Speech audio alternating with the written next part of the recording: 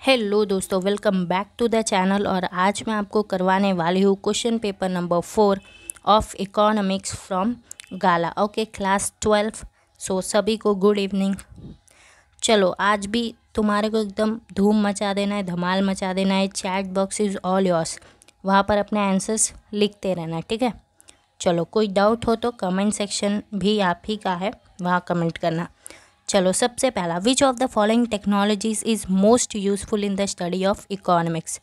जब आप इकोनॉमिक्स पढ़ रहे हो तो इन चारों में से सबसे ज़्यादा यूज़फुल क्या है? इंटरनेट है, राइट। अभी आप इकोनॉमिक्स ही तो पढ़ रहे हो, और किसकी हेल्प से पढ़ रहे हो? इंटरनेट है तभी तो पढ़ रहे हो। Second, generally which countries are related with the concept of economic growth. Economic growth आया मतलब डेवलप्ड आएगा आंसर, सही बात है। इकोनॉमिक डेवलपमेंट होता है तो आंसर आता है डेवलपिंग, ठीक है। थर्ड देखो, which of the following is the real indicator of economic development. So answer आएगा increase in per capita income.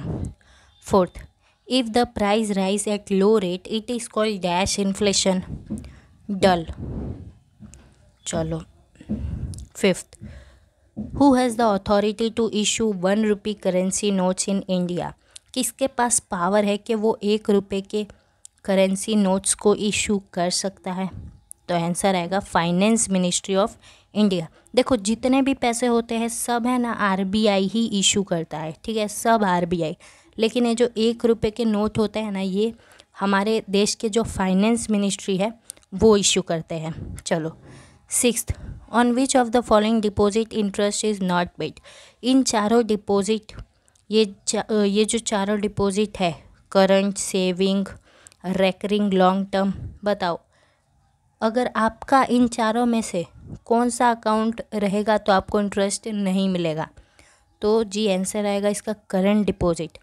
आपका भी अगर करंट अकाउंट आपने खुलवाया ना तो आपको इंटरेस्ट नहीं मिलेगा, क्योंकि करंट अकाउंट में क्या है, हम बहुत बार ट्रांजैक्शन करते रहते हैं, इसीलिए बैंक अपने को कोई भी इंटरेस्ट नहीं देता है। सेवेंथ देखो, according to the report of 2013 which state had the highest poverty. सबसे ज़्यादा गरीबी छत्तीसगढ़, ठीक है। चलो,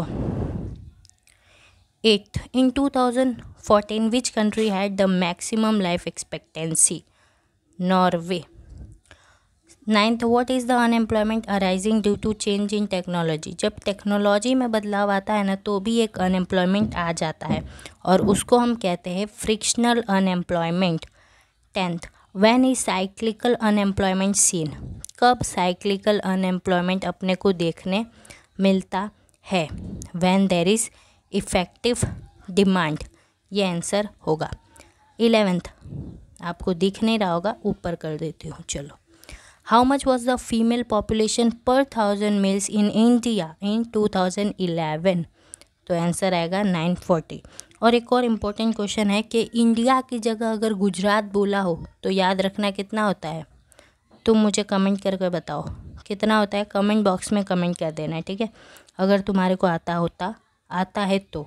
चलो, 12th, what is an accounting statement showing the value of import and export of tangible and intangible goods during a year known as? It's very important question, you must know this.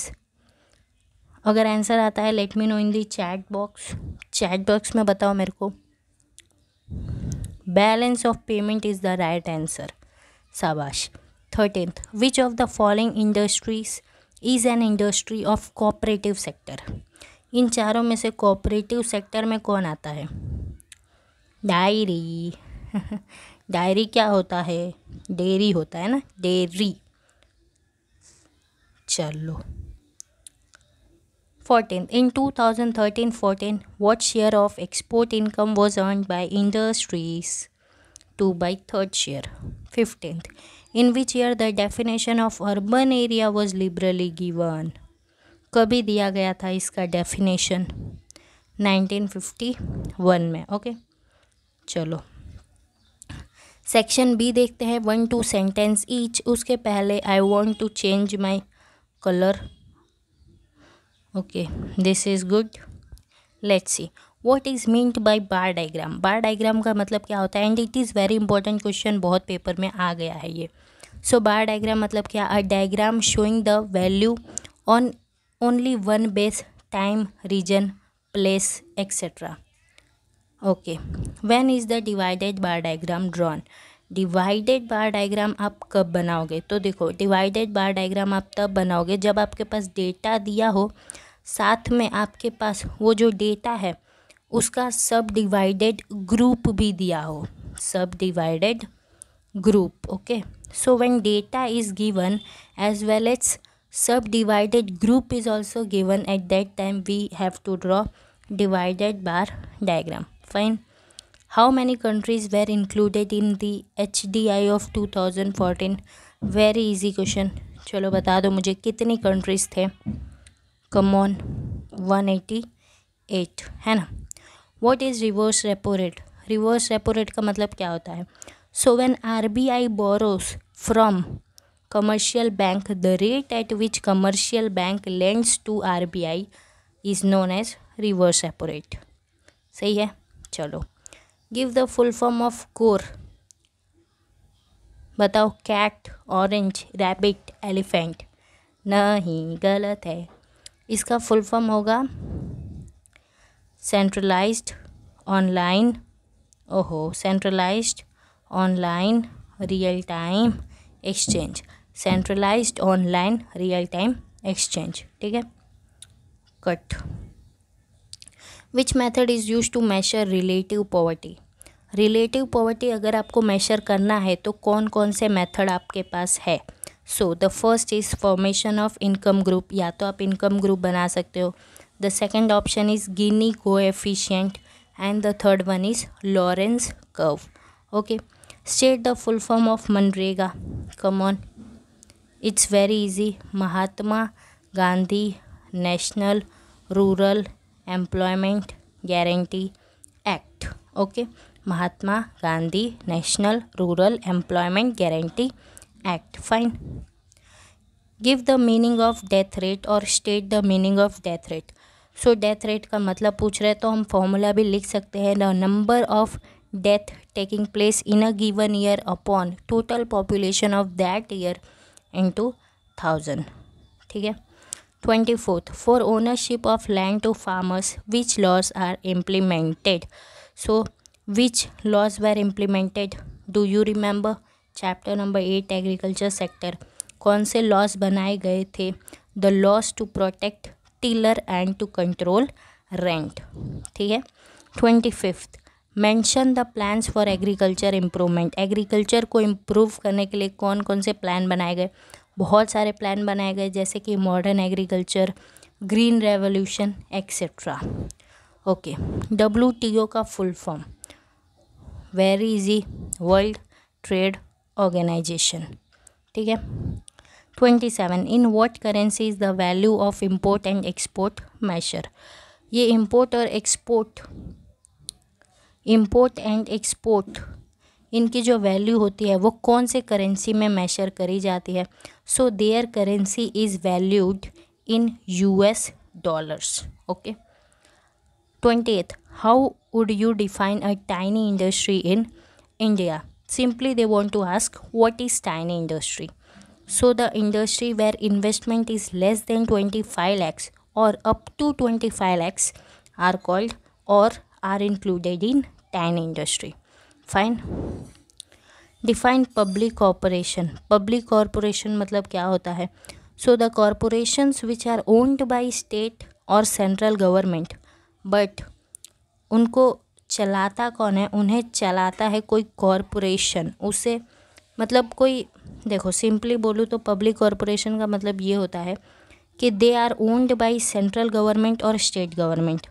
ठीक है, but they are run by any corporation, so it is called public corporation.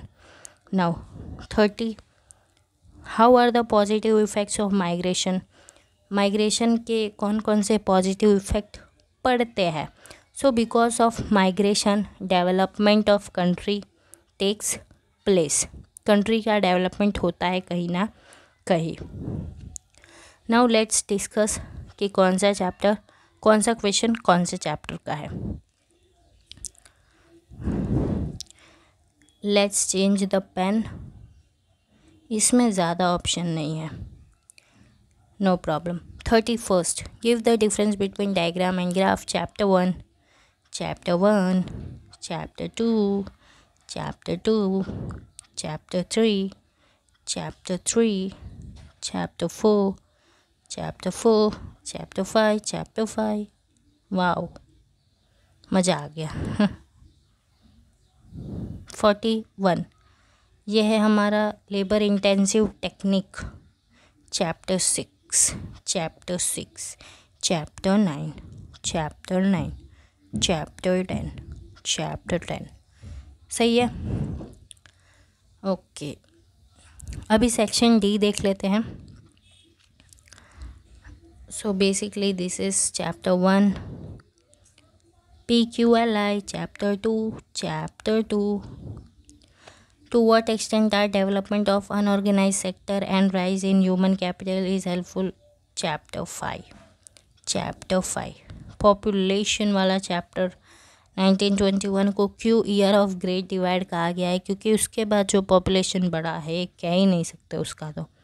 So chapter number 6, sorry population अपना कौन सा chapter है, 7th है ना, yes. Chapter number 8, chapter number 9, balance of payment. Chapter number 9, chapter number 10। चलो section E पे आ गए हैं हम।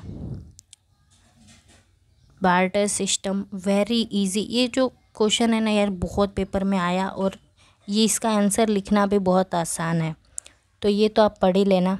अभी ये अनएम्प्लॉयमेंट का है 6, ये है पॉपुलेशन चैप्टर 7th, ये है 8, ये है 11th, ये है 11th, और ये तो अपना एक ग्राफ आया है, डायग्राम आया है। देखो डायग्राम बनाने का नॉलेज ले लेना चैप्टर 1 से, ठीक है, बिकॉज कोई भी डायग्राम पूछ सकते हैं। यहाँ देखो क्लस्टर्ड बार डायग्राम बोला है बनाने को, तो आपके पास आइडिया होना चाहिए एटलीस्ट कि क्लस्टर्ड बार डायग्राम क्या होता है, तभी आप ये बना पाओगे और 5 नंबर ले पाओगे, ठीक है। तो आई होप कि तुम्हारी थोड़ी बहुत हेल्प ज़रूर हुई होगी इस पेपर के through. Thank you so much for watching. मैं मिलूँगी कल फिर से एक नए वीडियो में, तब तक ले बाय, टाटा एंड आउट।